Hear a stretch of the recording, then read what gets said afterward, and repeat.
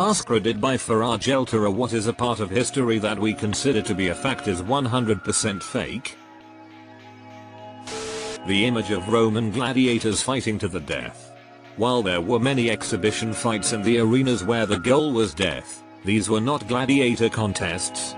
Prisoners, and the condemned, were thrown out to fight to the death, but not real gladiators. Training a gladiator was an expensive and lengthy investment, and having them die constantly would be bad for business.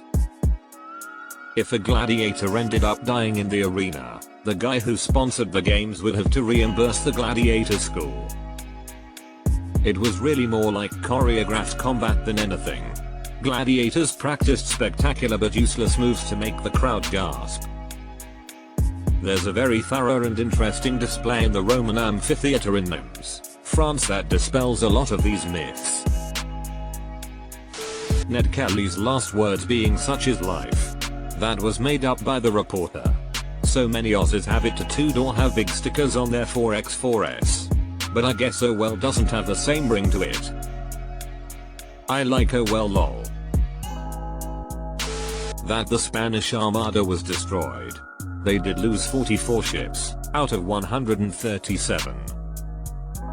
And the British also didn't beat them off with a small force.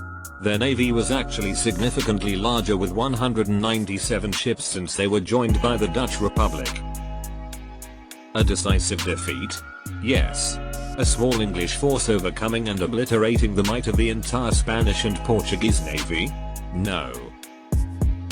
And the weather conditions helped. The lady who sued McDonald's didn't do so frivolously. She received third-degree burns from how hot that coffee was, and needed a skin graft.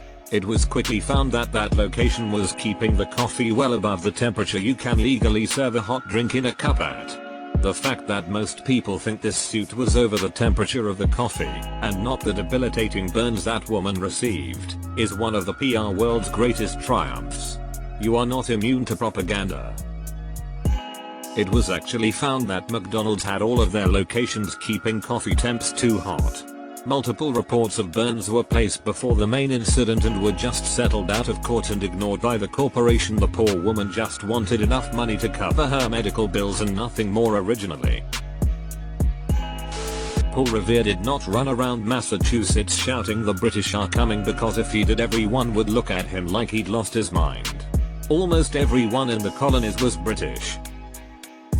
He actually said, "the regulars are coming." The lore I was taught growing up was that the redcoats are coming. Ninjas dressed in all black to stay stealthy in the night or something like that. Ninjas dressed like normal people to blend in. The all black look stemmed from Japanese theater to make it more obvious to the audience who the ninjas were. If they wore all black, it'd be quite obvious and they'd stick out like a sore thumb.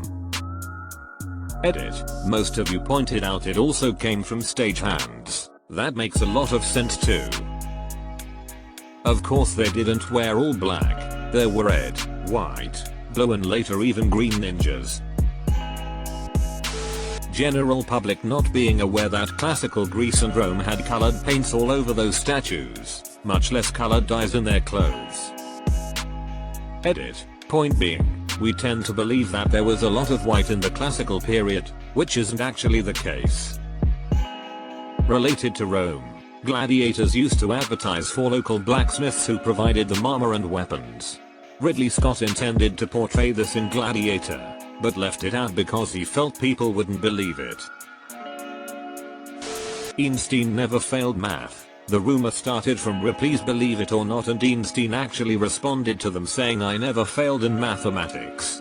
Before I was 15 I had mastered differential and integral calculus." He wasn't very good at the non-science related classes though, and did fail French.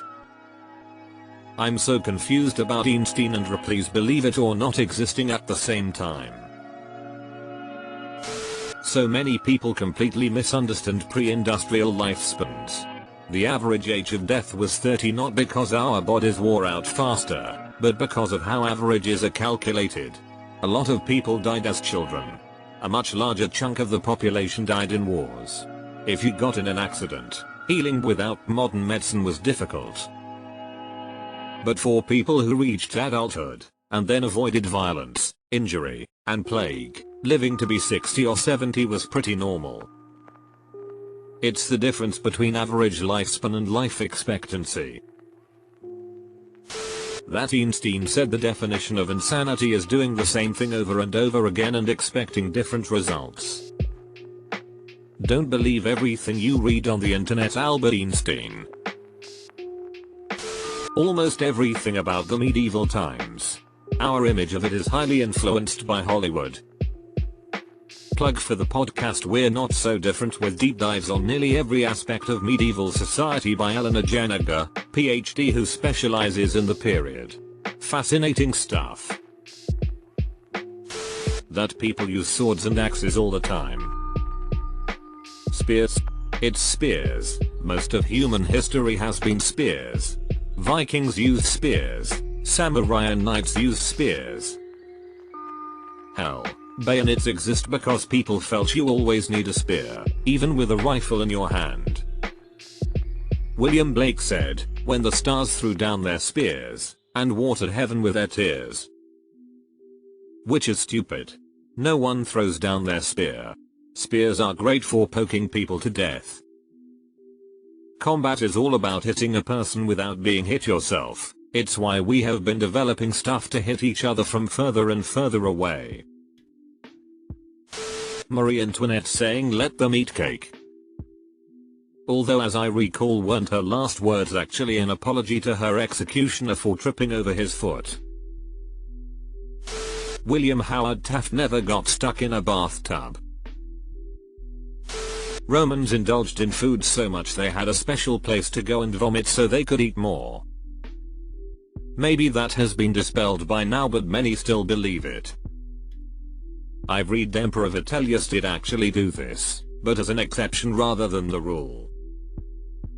However, from what I remember, the source for this was one of the dozen or so Roman historians who liked to make shit up for dramatic effect, so even if I'm not misremembering, there's still a good chance it's BS. This is a little niche, but it's been a long-held belief in the gaming community that one of Nintendo's business ventures before getting into the video game market was love hotels, hourly hotels whose main purpose is to knock boots in. This has been repeated as fact alongside their other historical ventures like playing cards, taxes, instant food, and toys. But last year a Nintendo enthusiast did a dive into their historical financial records and found no definitive proof that they ever ran or were associated with love hotels in any way. I've always heard they started out as a playing card company. I had never heard of the others. Interesting. A Stegosaurus fighting a T-Rex. They live millions of years apart. Stegosaurus 144 lived million years ago, T-Rex 65 million years ago. Insane difference. Still almost most every dinosaur related media places them together. Not to mention the inclusion of Dimetrodon in dinosaur media. Dimetrodon lived 115 million years before Stegosaurus, and wasn't even a reptile, let alone a dinosaur. It was a stem mammal. Lemmings just run off a cliff to their deaths every year. Thanks for that one, Disney. I watched the video of how Disney got us all to believe this. Can't remember where I saw it, but I wish I could remember. And I'm surprised more anti-Disney groups don't bring it up. Whatever the fuck is on the History Channel nowadays. I know the exact moment I gave up on the History Channel. A guy came into a pawn shop with a uniform and said, "It's from the war with the Philippines." The guy in the shop said, "There's no such thing as the war with the Philippines." My undergrad senior thesis was on the Philippine-American War. That Hitler was a raging, shouting maniac in person. I think we want to believe that he would be that way because the idea that someone who was polite and low-key could be so evil is really disturbing. According to his personal secretary and many people who knew him, Hitler rarely showed anger and was subdued but friendly in private. Traudl Junk was there during the incident that inspired the scene in the movie Downfall that became a meme, and she said that she was completely shocked to hear Hitler raise his voice. She had worked for him for over 2 years. I think that's mainly due to his speeches and the clips of him clearly on amphetamines. Corsets were not typically tight-laced. They were only tight-laced by the highly fashionable women, and usually only for particular events or portraits. Corsets were designed to be comfortable. Women wore a cotton layer underneath the corset, so it didn't rub against the skin. The corset was more like a bra, but instead of using the shoulders to support it, used the whole torso. Some people claim they are much more comfortable than modern bras. The intense proportions of the past were achieved with corsets and padding. Tight lacing was uncommon, but layers of petticoats or hoops or bum rolls or whatever else at the time was very common to give women the trendy body shape at the time.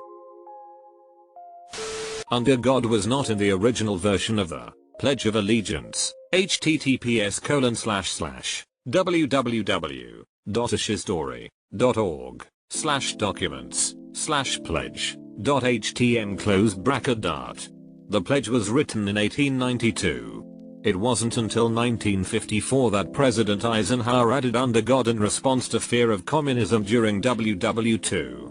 Also, when first implemented, during the pledge people raised their right arm forward so the hand was level with their eyes, directed at the flag. However, this was changed during WW2 because it resembled the Nazi salute.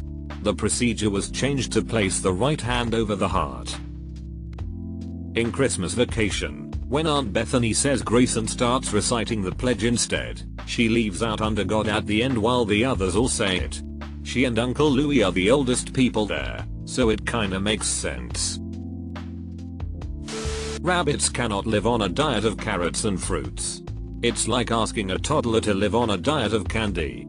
They also cannot live on a diet of completely lettuce and leaves, though it's close.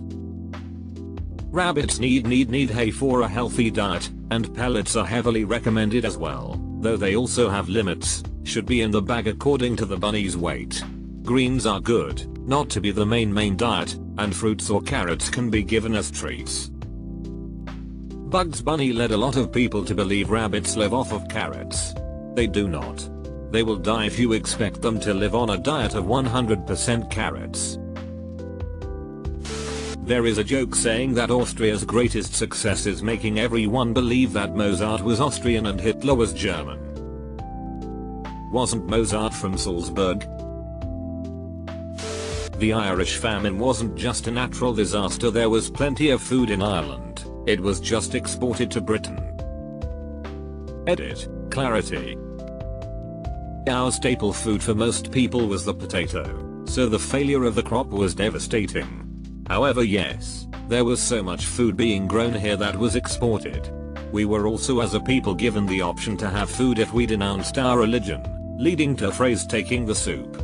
To take the soup was to denounce Catholicism and become Protestant. Edit spelling. That Hitler had one testicle and Napoleon was short. Also that Himmler had two and that they were small. Bill Clinton did in fact have sex with that woman. Are you talking about sex or sexual relations? Not sure if quite at the level you're asking for, but it seems to be common knowledge that people didn't fight back against Germany.